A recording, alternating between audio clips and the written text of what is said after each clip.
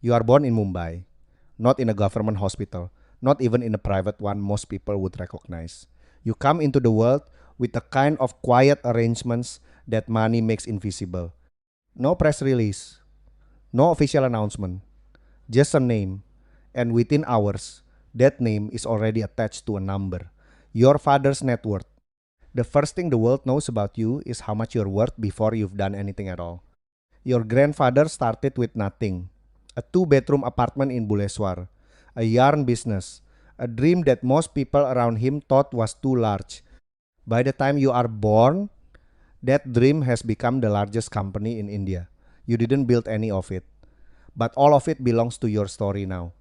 You grew up in Antilia, 27 floors, a six-story garage, three helipads on the roof, 600 people who work in your home. You don't know any of their names for years because there are simply too many of them. Your friends talk about their houses. You don't talk about yours. You learn early that describing where you live ends conversations rather than starting them. Your school is named after your grandfather, not as a coincidence, not as a tribute after he was gone. Your mother built it, your father funds it. Every teacher in that building knows exactly who you are before you walk through the door. You never experience the ordinary anonymity of being a new student. You arrive already known, already categorized. The question is never who you are. The question is always whose you are.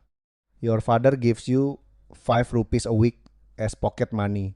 This is not because he has forgotten that he is the richest man in Asia. It is because he has not forgotten where his own father started. You don't fully understand this at the time.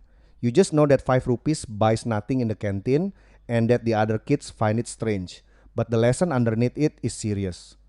He is trying to give you something that his wealth cannot give you, a sense of what things cost. You won't understand it for years. At 10 years old, you are already in the papers. Not because you did something, because your family did something.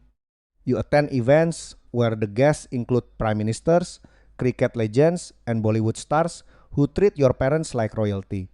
You sit at these dinners in clothes that were pressed by someone else, next to people who run countries, shaking hands you don't understand the significance of yet. Your friends are watching cartoons. You are learning which handshake matters. You grow up with asthma. This is the part of your story that has nothing to do with money.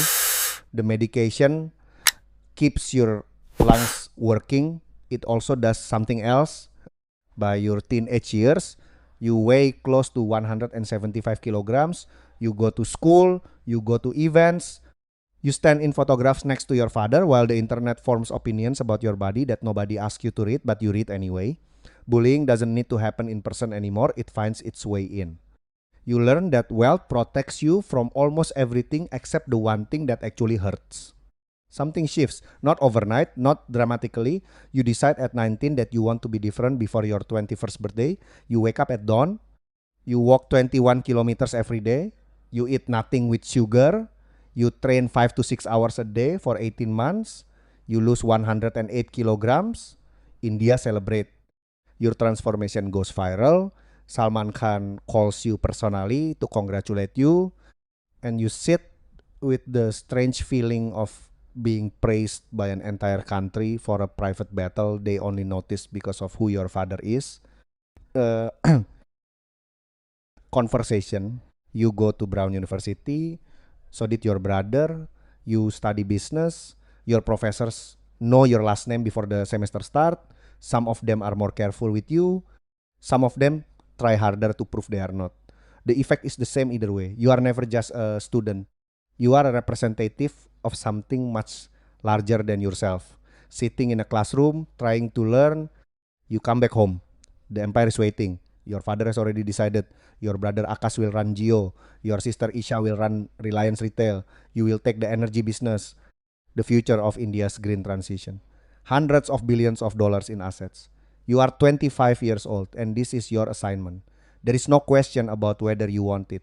There is only the question of how well you will carry it. You fall in love with a girl you have known most of your life. She is a pharma tycoon's daughter. She grew up understanding what it means to live inside a family that is also a brand. You don't have to explain the cameras. You don't have to explain the security. You don't have to explain why a simple dinner requires planning that most people reserve for international travel. She already knows. And somehow that doesn't make it simpler. It just means you are both carrying the same weight in the same direction. Your wedding lasts 6 days. The pre-wedding celebrations alone span 5 months, 2 countries, and 3 continents. A glass palace is custom built for the first party. 5,500 drones light up the sky over Jamnagar. Rihanna performs her first concert in 8 years for 1,200 of your guests. Mark Zuckerberg flies in. Bill Gates is in the front row. The estimated cost is somewhere between $600 million and $1 billion. Half of Mumbai's newspapers spend weeks arguing about what that number means for a country where hundreds of millions earn less in a year than the flowers at your reception cost in an afternoon. You read those arguments. You are aware of what they say about you, about your family, about India. You don't respond publicly. There is nothing you can say that wouldn't become a headline. Silence is not indifference. Silence is the only option that doesn't make it worse. You have lived your entire life learning that lesson. You built Vantara, 3,000 acres in Jamnagar, a wildlife sanctuary for injured, abused, and endangered animals, elephants, rhinos, leopards, more than 150,000 animals rescued. You are not doing this to change the headlines. You have cared about animals since you were small, long before it was a story anyone was going to write. But you also know that in your world, private passion and public perception are never separate.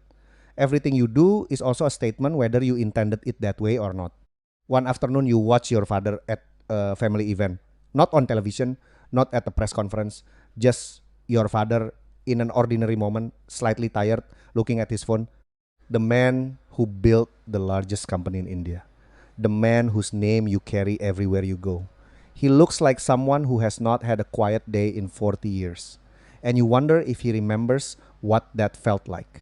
Or if that version of him got left somewhere along the way in the early years, in the urgency of building something that could never be paused. You are the son of Mukesh Ambani.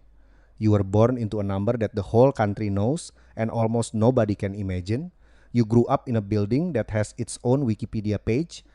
You went to a school named after your grandfather. You were given 5 rupees a week to understand the value of money in a house worth $2 billion. You carry a last name that opens every door in India. And sometimes, in the quiet of an early morning in Jamnagar, surrounded by animals who don't know what reliance is, you wonder what it would feel like to walk into a room and have the door already be open because of something you built yourself. You haven't found the answer yet, but you are still building, and the whole country is watching.